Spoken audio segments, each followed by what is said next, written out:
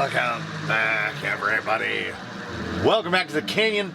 Welcome back to a thing that I am looking forward to doing, even though I'm not 100% sure anyone explicitly asked me to do it. But here we are nevertheless. And buckle up, everybody. No expense was spared. I cut up the side of a cardboard box that appeared to be about the right size. The Gearbox tier list, just like they do on the internet. If I have opinions on things, and oh, I do, the Gearbox is one of them, because I build a lot of these toy cars, and I build many of them from scratch, or fabric cobble them together, kit bash in a way, take pieces from many different manufacturers and slam them together. Some gearboxes are worth the effort, some gearboxes are not. We're not going to go in any particular order. It's more fun that way. I also do not have a visual representation of every gearbox that we will be sticking on here. I even printed them on labels. It's very high dollar. No expense spared. We spent $0 on that. We spent $0 on the sticky parts. My penmanship has gotten worse by the year. That's about as good as I can do. So we just printed them out on some Avery self-adhesives, and we're going to slap them on there. That way it's semi-permanent. We grab our gentleman. We grab our man Baseline. This is our everyday Class 2 tire test vehicle. He is fitted with an Element Stealth XF. We probably should have done the Stealth X first, but we're doing a Stealth XF.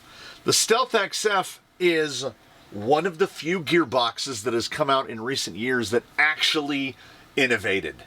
If you were to remove, there's 1, 2, 3, 4, 5 screws. You remove 5 screws, the entire top of the gearbox with the motor, the spur, the pinion, everything just lifts right out. You can see all of the little internal bits in there. It shares in common with it the stuff that we'll talk about on the Stealth X, which is a bunch of underdrive options inside the gearbox.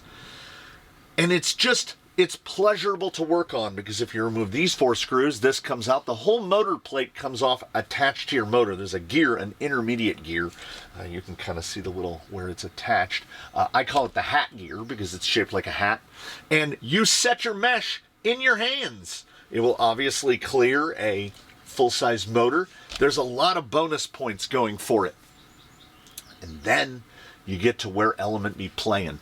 You get to why the Stealth XF is not an S-tier gearbox, but is an A-tier gearbox, because the Stealth XF is only available if you want to purchase one. They sell a kit.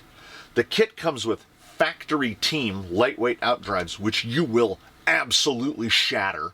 It comes with a slipper eliminator, which is a big part of the reason that you will absolutely shatter your outdrives. And it comes with and it comes with the 6% or 12% underdrive. You can build it with either one. Great.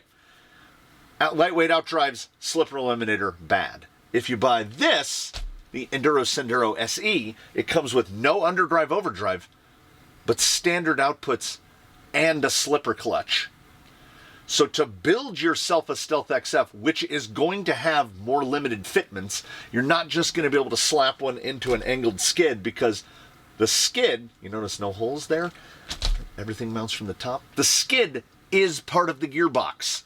So your mounting options are limited, but it keeps the CG low. It is robust. It is quiet. It is easy to work on. It might be the easiest one to work on, but Element has made it to get this gearbox, which has the 12% in it and a slipper clutch and standard outdrives. To get that is going to cost you far more money than it should. So the XF can never really elevate itself to S tier, because they haven't put, like, it's all of the same stuff that's in an X. You know what we should have done? We should have started with an X.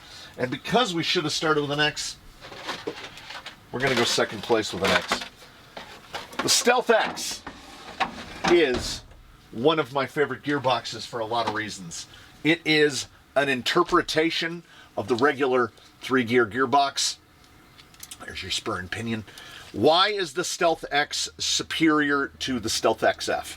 Because it uses a standard, what they call 3-gear mounting bolt pattern. I think it goes all the way back to the AX10 in terms of that bolt pattern. All of the gears are metal, except for the spur, which should be plastic and is, and the 2 outdrive gears, which is how it accomplishes underdrive inside the box, those are both nylon. You can get hardened steel upgrades for all of the gears. You don't need to. If you buy the Stealth X as a kit, it comes with the top shaft to operate it with spur back or spur forwards, and you would say, well, why would I want to do that? Well, when you flip the motor around, it moves the drive shafts. Like if this was an offset pumpkin front axle, I would want to flip the gearbox around the other way so that the drive shaft would line up better with the gearbox. You can fit this gearbox right here with 0%, 6%, 12%, 18%, and 25% internal underdrive. It's plastic. It's wicked quiet.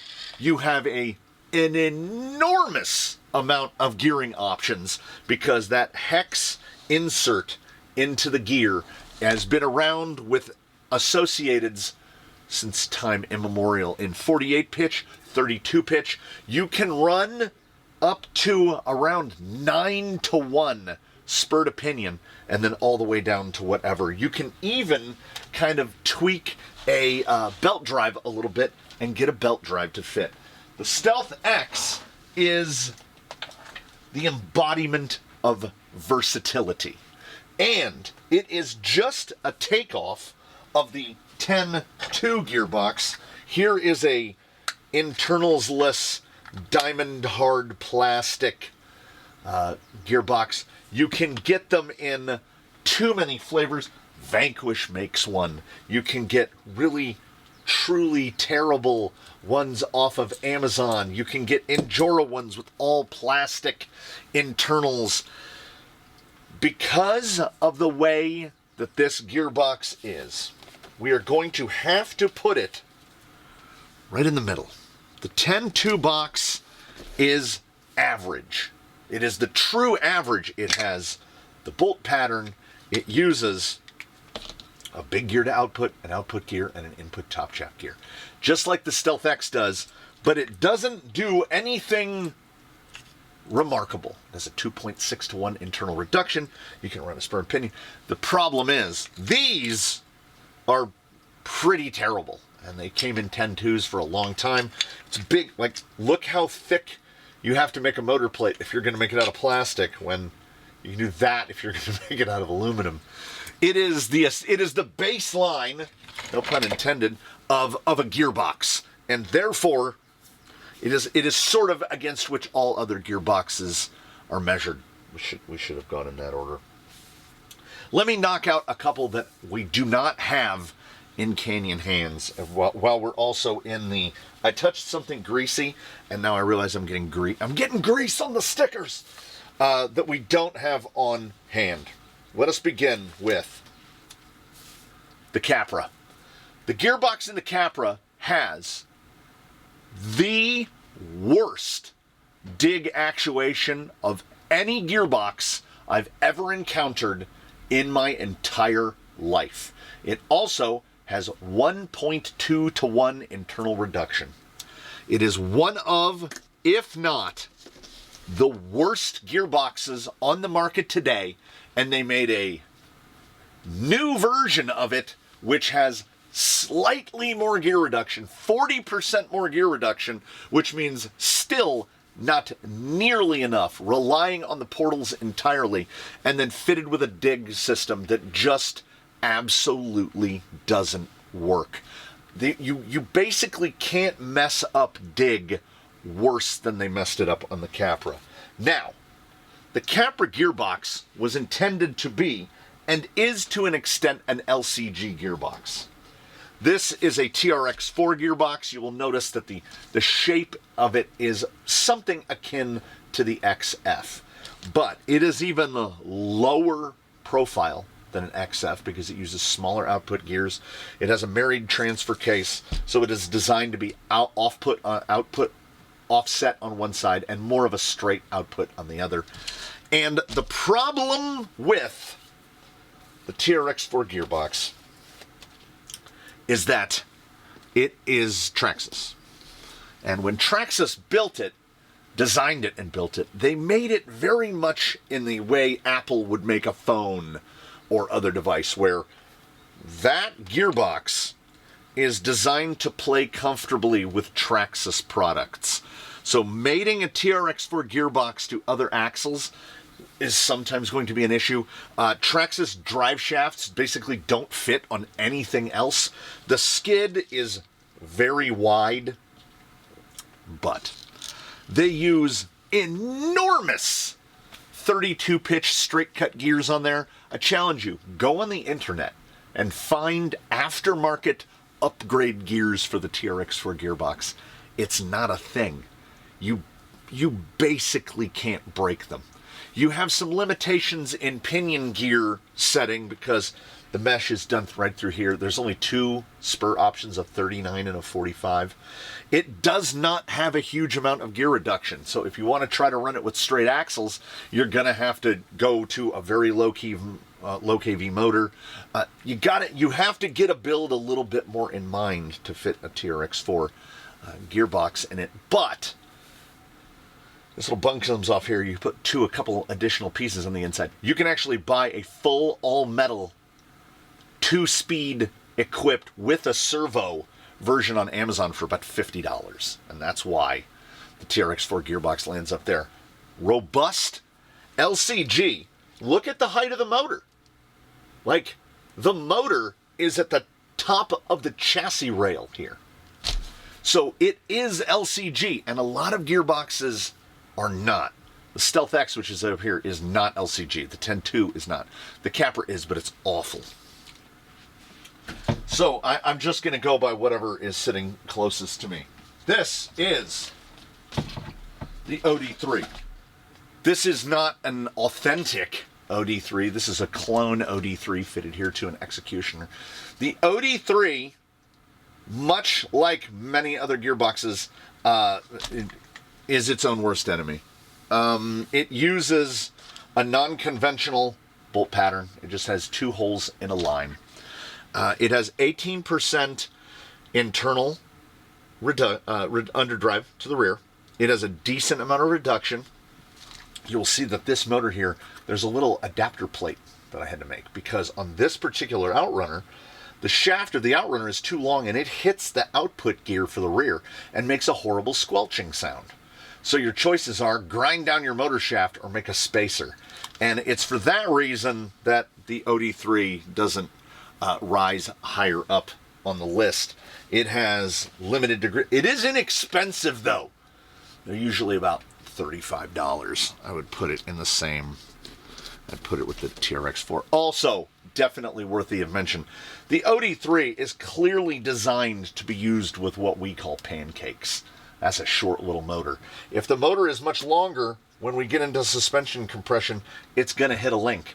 It is definitely designed for an offset pumpkin. So there are limitations. If you run a center pumpkin, that drive shaft is probably going to hit this motor, and that motor is very short. In service, once you set them up, and you have your pinions selected and you put it all together, it's not going to give you any problems. The OD3s are great. We have 7 or 8 of them here. They are not pleasurable to work on.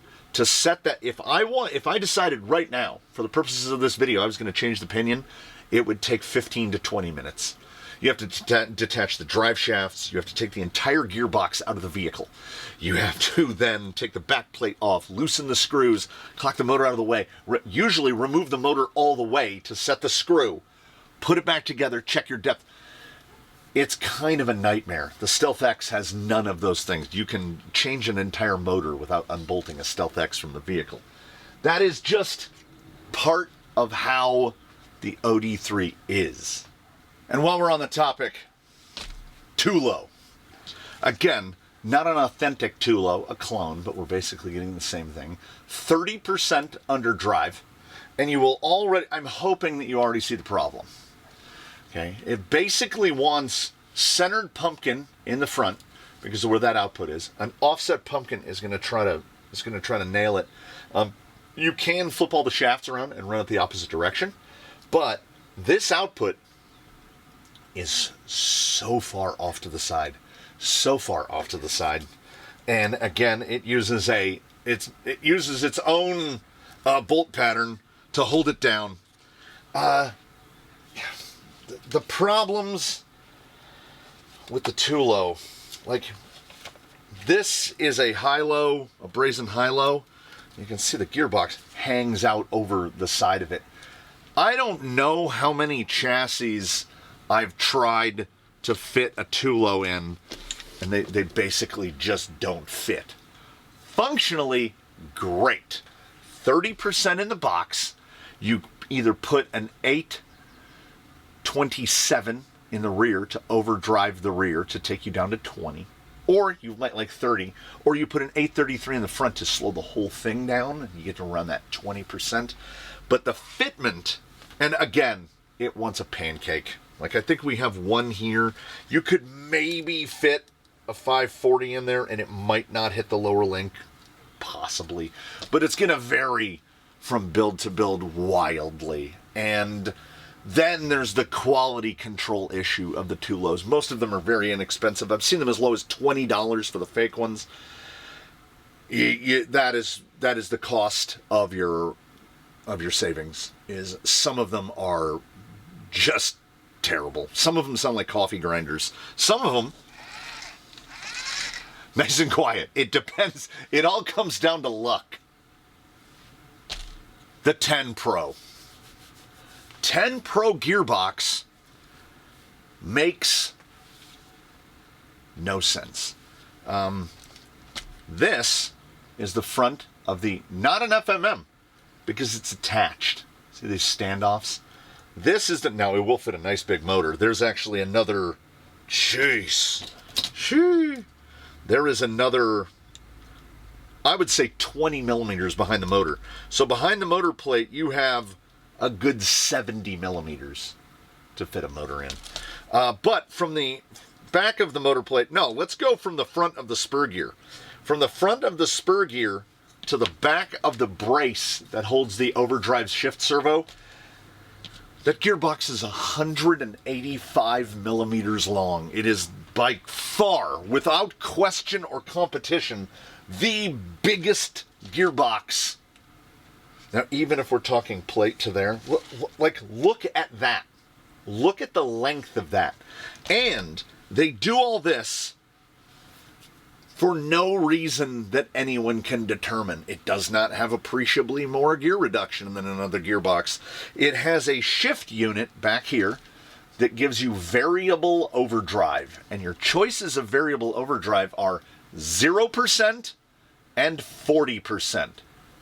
Which is frankly insane. It could 1236, 1230. Give me two. No, like why 0? Why 0 to 40? Even talking about something else in the future. I can't think of another gearbox with selectable overdrive that goes from 0 to 40. That's a crazy. It's 4/10 dig, and it's crazy. 10 Pro. Oh, also, the gearbox without a motor in it weighs half a pound. Like 230, 240 grams. It's... Oh, and also, we get into, again, the skid is part of the gearbox. These are tiny 2 millimeter screws that if not mounted, the gearbox will actually flare away and your gear mesh will mess up. Let's hope that you never have to install those multiple times. Also, the brace that holds this on, this is an M2x6. So basically what's attaching this servo, who has a job of moving gears around inside the gearbox, what attaches to that is a single little tiny micro screw that goes from plastic into plastic. It was as if somebody thought about the engineering of it and then said,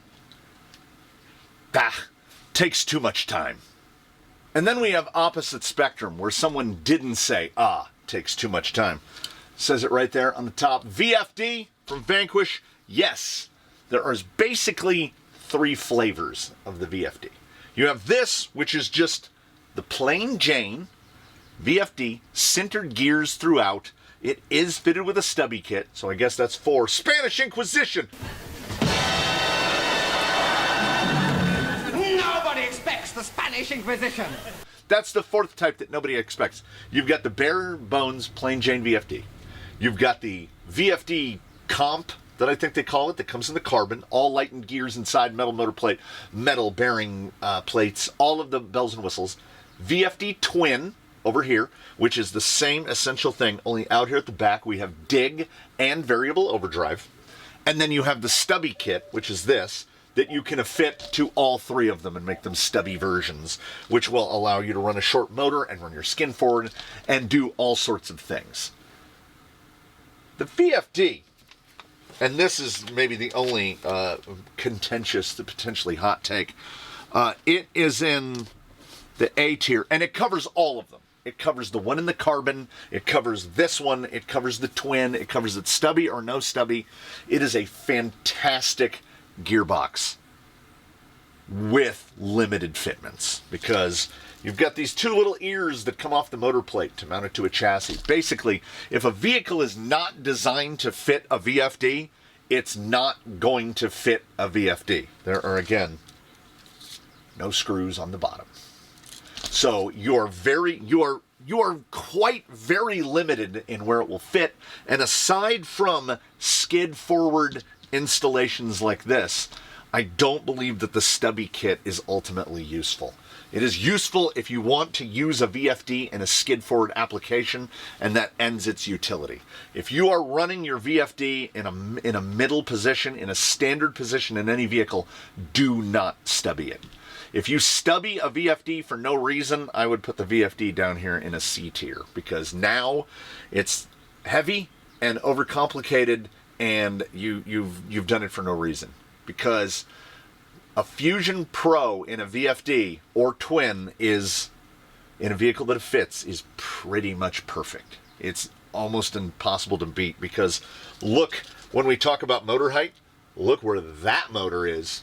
Now imagine a Fusion Pro down basically below the attachment point of the drive shaft, and you've gotten the motor, which is generally one of the heaviest individual components fitted to a vehicle. You've gotten it as low as you can. And that is ultimately what we want, which is why I have a tag here that simply says planetary.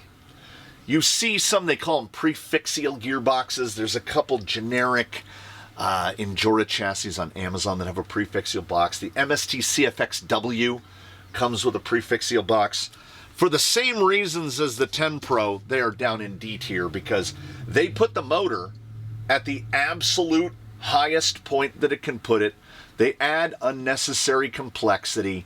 They basically do the opposite of what I will call, this is a clone FMM plus Creeper T. And we will call all related systems will be categorized under Creeper T, which is a transfer case and a forward motor mount. Mias uses this on their Goldflake chassis. The ATAC Wizard is an FM with a transfer case. Generally, those transfer cases will have some amount of overdrive or underdrive in the box. 30% is a popular number, and you can disassemble it and reassemble it. So as in stock configuration, the input from the FMM goes here. This is the output to the front, designed for an offset pumpkin. This is the output to the rear with 30%. But if you want to build a mullet build, you can flip all of the things around and have it feed out 30% to the front, which is, reversing it. So this is here. You have a lot of versatility. It is the standard 3-gear bolt mounting pattern. This will fit in many chassis. There are many chassis that will already fit this FMM. Or if you already have something like, say, a 10 Pro, you can replace the entirety of that gearbox with this and save half a pound. So any setup or solution that is a forward motor mount and a transfer case, we will just refer to it as a Creeper T, and it is indeed A tier, because they are light, They put the motor reasonably low. They are affordable if you're not buying the real thing. If you want to spend the money on the real thing, I'm not here to stop you. You can go ahead and do that. But I have never had any issues with the fake ones. They work. They work just... This one is fresh out of the bag, and guess what it's got in it? Grease. Generally, the little spur adapter will fit an array of spurs. Some of them are more centric than others. Again, that is the cost of saving money. This one looks pretty good.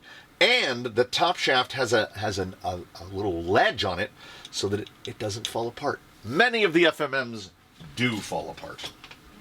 So anything that is an FMM with a divorced transfer case, I haven't found one yet that is a failure, and that is not the planetary prefixials. That's just an FMM with the exposed spur and pinion, a la Wizard, yes, Gold Rush, and on and on and on. Back to Axial for a moment. This we're gonna do a twin hitter Axial right now. This is a custom motor mount plate to go to forward motor. This is the gearbox called the LCXU. This is the gearbox that they designed for the base camp, not to be confused with the double hitter here, which is the 10-3 gearbox. This is the LCXU. It is fitted with dig. It is very quiet. This is basically Axial's Stealth X. And as such, the LCXU, I thought about going A tier, but the LCXU goes in S tier. Even having Axial just loves, oh, there's a new gearbox? We'll put a different bolt pattern on it. Even with the different bolt pattern, it is a fantastic gearbox. And why it earns its way into S tier, it has the best actuating dig of any dig unit on the market. And that includes a relevant, real deal Holyfield, genuine Hertz V2 dig unit from Vanquish is close, but it's not as quick and snappy as this because there's a slidey bit and then there's 2 locker bits. And instead of using 6 splines, these use 8. Which just means that the dig engages about 1/3 faster and disengages about 1/3 faster. My requirements for dig are engage when I want you to engage, and when I let go of that momentary button, you disengage. And that is exactly what the LCXU does. It is an absolute crime that this gearbox does not come fitted to more vehicles. It is a shame. It's a travesty that it doesn't, because it is the best gearbox that Axial has maybe ever made. And in following with the, there's one thing that's like another thing. Not to be confused, this began as a 10-3 builder's kit. It's still got the 10-3 straight axles and everything. It's been Zoku-ified and had a motor flip on it and whatnot. So that's the LCXU, which comes in a 10-3 base camp. Don't confuse that with the 10-3 gearbox, which combines quite literally all of the worst possible aspects applicable to a gearbox. The dig would be the worst actuating dig on the market if not for the existence of the Capra. It is awful. It has a 2-speed installed in it, which I refer to as vestigial, because many times you will try to crawl a rock and go, what's wrong with my drag brake? Only to realize that you are in second gear. It also sounds like someone fed a handful of ball bearings to a coffee grinder. Every single gear is metal, including the spur. It puts the motor as far forward and as high as possible. If motor is counted into the equation, the 10-3 gearbox is the biggest gearbox that you can put in a rock crawler, and there's effectively no excuse for it. So following that travesty, we'll hop in with an oddball. And I don't mean the whole thing. The whole thing's a bit of an oddball. This is a Charisma Prairie Wolf-ish. It is fitted with the Charisma gearbox, which they refer to as an ATAC. This is their take on the 3-gear, and why it is unique and worthy of mention is, watch the drive shafts. Yes, they are spinning in opposite directions, so it's a reverse output gearbox. And you can see how they accomplish it. It's got a little nose that's got one extra gear in it to spin that one, the opposite direction of the other one. And what this does is it's supposed to remove torque twist, and it is effective in this. Portals will kind of accomplish the same motion, but this does it better. The ATAC, however, suffers because on the bottom it has a 2-bolt for mount, and then the other 2 bolts are from the side that bolt through the side of the chassis. So yes, it is ATAC, but it is basically doing the exact same thing as a 10-2.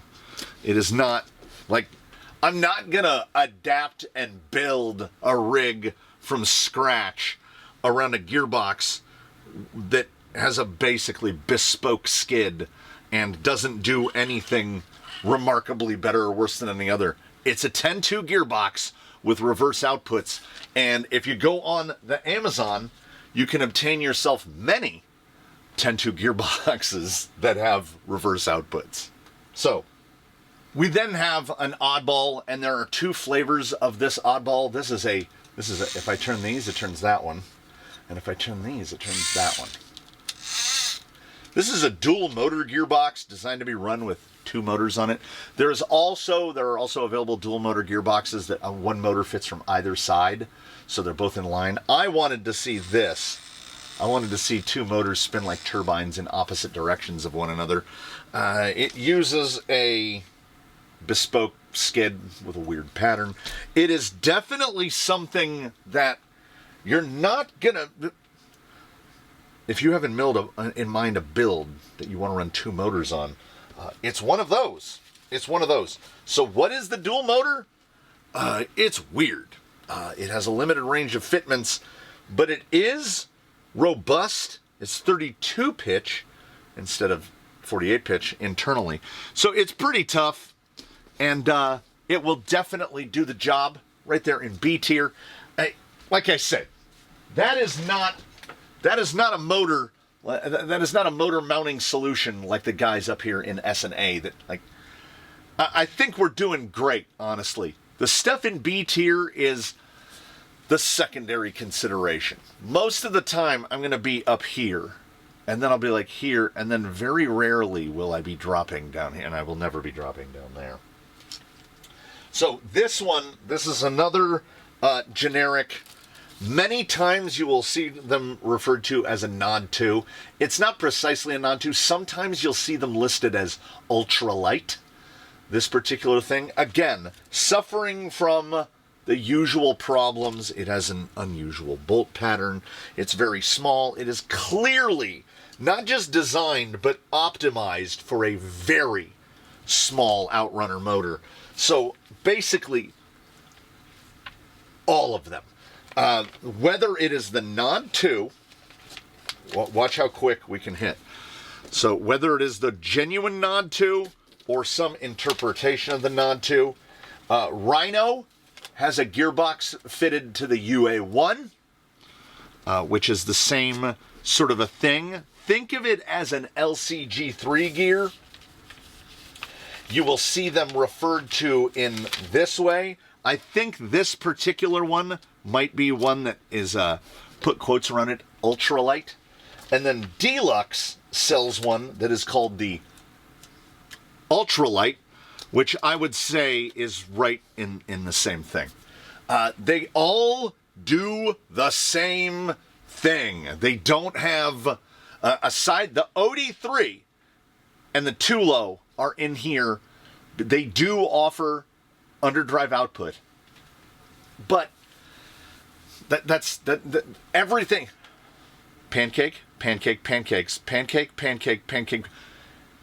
This is the only gearbox in the B tier that doesn't really necessarily need to run a tiny outrunner.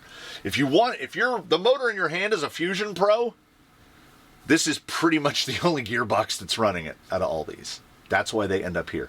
They're well made. Even the knockoffs and the clones are generally well made and generally reasonably affordable, like talking $50 and under. One that kind of flies against it and therefore goes up a tier into the A tier. We're going to stick it on before we even show it to you. Is the Mias. This is the Mias LCG. And what Mias has done, focus. What Mias is, marker. Wonder where I got marker. What Mias has done is low profiled, LCG'd. We have inline outputs, but they have LCG'd the Stealth X. Now, why are they slightly, can you see it? Why are the two grooves slightly offset? Why would you do that? So you have to use this skid. You're running it like this. You will have limitations in how big of a spur you can run. You can't flip it around and run it backwards. There's a lot of limitations, but I could swap this right into there. Pretty much everything would line up and would actually give me a little more motor clearance. So it has a better versatility than all of the rest, because you could fit this in something conceivably and run a full length like a Fusion SE on it and not have a problem. Therefore, it makes it up to the top. Let me hit another one that is not here, and we're gonna go right down into here. The all-new, however many years it took them to design it, gearbox that is fitted to the Axial Helilimon, the Helilimon. It is enormous. It's bigger than the gearbox in a Rift. It has absolutely fine. The parts are robust. It is designed well enough. It can fit a big old honker of a motor. You can put a Fusion 8 in it. But one whole side of the gearbox is devoted to the ASD mechanism, which does not function properly, requires a proprietary bracket that you can only get from Axial for like $95. It's something akin to if BMW designed a, not bespoke, but proprietary gearbox for a vehicle, only they made it to not even work very well. The Helilimon gearbox, it's crazy. It is absolutely crazy to me that this is the most recent gearbox Axial has put out. This is the second most recent. And then before that, they did this one. So they did something right, and then they went right back to doing it wrong again. The lowest ranked gearboxes are almost exclusively populated by Axial gearboxes. In terms of Axial gearboxes in the fleet, I run 2 10 Pro gearboxes, probably soon to be 1 10 Pro gearbox, and I have a handful of LCXUs. I don't run any other Axial gearboxes. Not Rift, not Helilimon, not 10.2. Nothing real Axial 10.2, because like I said, that diamond hard plastic with the 10 millimeter thick motor plate, we're almost to the end. We're almost to the end. We've got that one. I do have one of these. And as I was setting up for this, and I was thinking, this is the one that the sticker simply says, that TwoSpeed. I think sometimes they call it the AX2. You'll see them all over Amazon. This one was purchased for a singular reason. You'll note 2 outputs coming out of the front of the gearbox. It has a reverse output and a standard output because this is a mullet, straight axle front, portal axle rear. So we needed to reverse an output. Might as well make a 2-speed mullet. Why not? Who's here to stop us? That 2-speed, and here is the 2-speed actuator up here. This one came, yes, specifically set up to run a micro. You will see some specifically set up to run either a half depth or just a full servo on it. This gearbox has a singular drawback, and that is, well, it's the size of my fist. And it has the weight to match. It is peculiar in its heaviness, but it gets us back. Standard bolt mounting pattern, uses standard spurs and pinions. You can put the biggest motor you want on there. Like that's a Fusion SE. And look, it just tucks into a nice, it's centered, it's not putting it super high. Look where the motor is. The motor is down below the rails. So it actually, and it mounts the motor. Here's how high the motor is. I can fit my finger under the motor. So it could be way lower. So I bounced back and forth. Oh, I buried the lead. The gear split between low and high is ridiculous. It is the opposite of what comes in the 10.3. If you're in high gear, baby, you'll know it. You can put, I think it's a 1200 in here. You can put a 1200 in here. It is indeed a 1200. And in low gear, you will be very slow. 3 to 4 miles an hour is where I think I have him geared in first gear. Second gear, easily double digits. So if you're building something for a trail, this might be the guy, because that split is really real. I want to put it in A, but the thing is, the versatility is just not there. I knew as I was lining this out, I was like, there's going to be one category that you're going to wish you had made it thicker. And I do. It's B. It's in that 2-speed. There's also a double trouble version that has dig fitted to it. I cannot speak to it because I've never had the need to use it. So I've never ordered one. I've always either needed dig or a 2-speed, but I haven't found the instance where I've needed both. Nearing the end, gotta set him on his side to see it. That is a GCM LRT2, which is basically made specifically for this vehicle. It is specific as it gets. It is the most expensive gearbox in here by a wide margin. Its range of fitment is incredibly small. It is basically just a modified version of the RC four-wheel drive R4, which is a true scale gearbox. It fits one pinion. Comes with a pinion, and that's the only pinion you can use. The motor mounting plate has like 10 bolts in it, and once you attach the motor to the plate, put the pinion on and put it together, you might never take it apart again. The LRT2, well, I should say the R4, and by extension the LRT2, are as niche as you can get with a gearbox. But it's my tier list. They are incredibly well made, and for the application that I force them to endure, like in terms of mileage put onto them, my goodness. And I've never had that gearbox you just saw on that dirty boy has been underwater more times than every other vehicle in this fleet combined. That part is just well made. They are extremely good, and it's one of those instances where, where's the cheap clone? Where's the cheap clone of that? And the kind of, there isn't one. It's the TRX4 earns its B spot because it is often imitated, and because they made something so incredibly simple, you can keep duplicating it and it just works great. We close on, I call it the tricolor. It doesn't have the tricolor part on it right now. I call it the tricolor because when you buy it, it has this motor cover on it right here. So it goes silver, black, red. This is what is also referred to locally as the Amazon Dig Box. It's got dig fitted to it right back here. Comes with a little thing to mount a full-size servo. You can also mount a micro servo to it. It comes with a big metal spur gear. Awful. Throw it away. Only useful as a saw blade.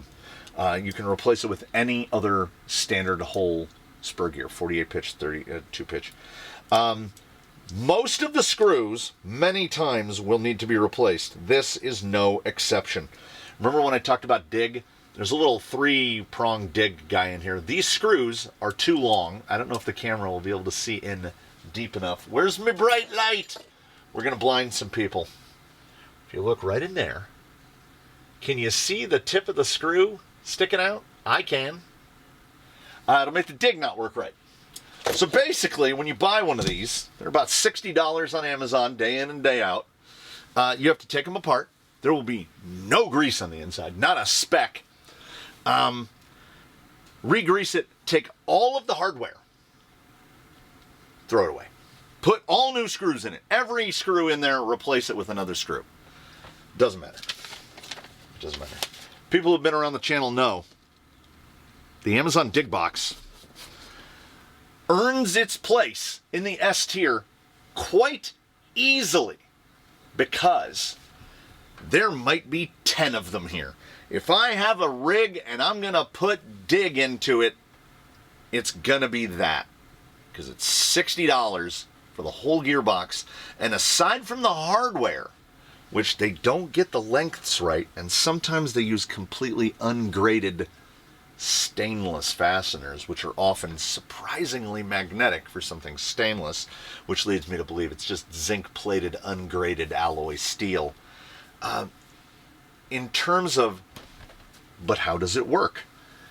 Some of the eldest members of the Canyon fleet are fitted with Amazon Dig Boxes that have never been touched.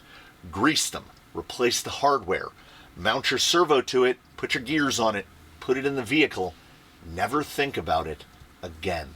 The dig engages and disengages with 100% accuracy 100% of the time.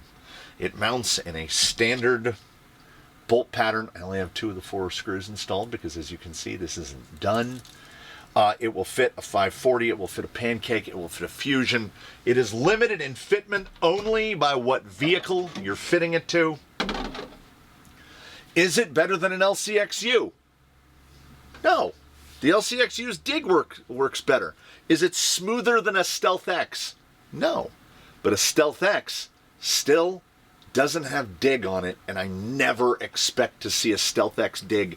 I could not find a way to be more pleasantly surprised than if Element released a Stealth X dig gearbox. I would probably replace half of my Amazon Dig boxes. Some of them are so good. They are definitely S tier status. Some of them are so good I wouldn't even think about replacing them. You know what I have to say? That's a pretty reasonable distribution, is it not? 3, 6, 9. It literally goes 3, 6, 9. But no, fine. I can't remember. Get low, get low. 2, 3, 2. Axial. Axial skipped B altogether. Axial skipped B and A altogether. They either make it fantastic or absolute garbage. Axial makes the cake of gearboxes. It's either tremendous or terrible. You know what? I can't read it sideways. It's bothering me real bad. So, I don't know. This isn't even a thing where I can say, tell me how I did, because this is empiricism. This is gathered. Every gearbox on there I have used. Maybe not the real deal deluxe 190. You'll notice there's no mention on there of, oh God, what are they called? I know it's called the 431 Pro something. There's a gearbox from Europe that they have a little 3 gear with like X amount of underdrive out of it. I think it's 22%, 31%. I think it's 31%. That's why they call it the 431. It's got 4 gears on the outside, 31% underdrive. That gearbox is $200. $200. I paid $200 for my LRT2 because there's a reason. You can get a fake Non 2 for $40. You can get an OD3 for $35. You can get a fake Tulo for $20. Is there going to be a qualitative difference between if you buy the real one, if you buy an actual ultralight without the quotes around it from Deluxe? Yeah, it's going to have titanium, it's going to have better bearings, it's going to have genuine carbon fiber. It's going to be well made. It's going to have some quality of life improvements. But here's the thing. You're never going to know. You're never going to know.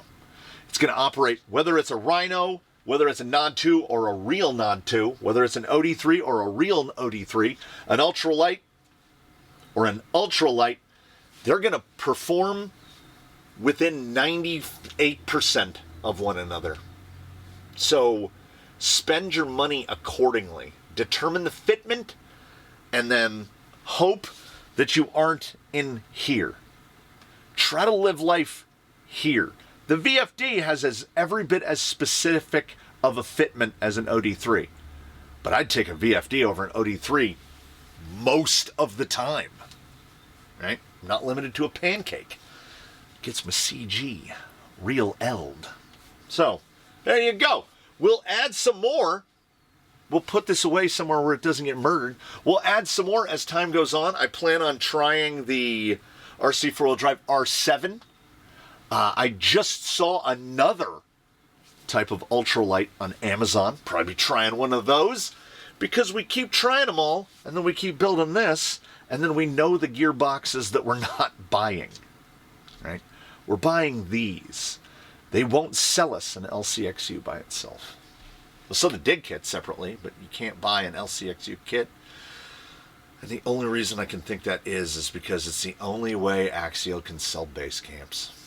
If we could buy the gearbox separately, people would stop buying base camps, and that would make sense. The Canyon, I should have written it and at the top. Now it looks more janky, and I feel like that's appropriate for the environment. The Canyon gearbox tier list. There it is. That one 3-gear that I showed you, this one, it's hard F tier. Really, it is. They cloned the 10 too, but like, that's with full bearings installed. That's usually the amount of play one would anticipate of having a gear missing, a bearing missing. And with 48 pitch, you can actually flex this thing enough to where the pinion and the spur will detach from each other. It's pretty amazing. It's really, truly pretty amazing. If you need a 3-gear, buy a Stealth X. If you need dig, buy a dig box, unless there's a real good deal going on at the base camp at the time, and then buy it for the axle, the straight axles, not the portals. Anyway, that's a whole different thing. Hey, we can do an axle tier list. I only need one person to suggest it, and it'll turn into a thing. There's your list. File it away as you will. Thank you for joining us here in the Canyon. Look forward to seeing you next time. In between now and then, please one and all do your very best. Have a good one, everybody. We'll see you again here from the Canyon. Now I got to put this somewhere where it's not going to get all wrinkled up. We'll figure it out.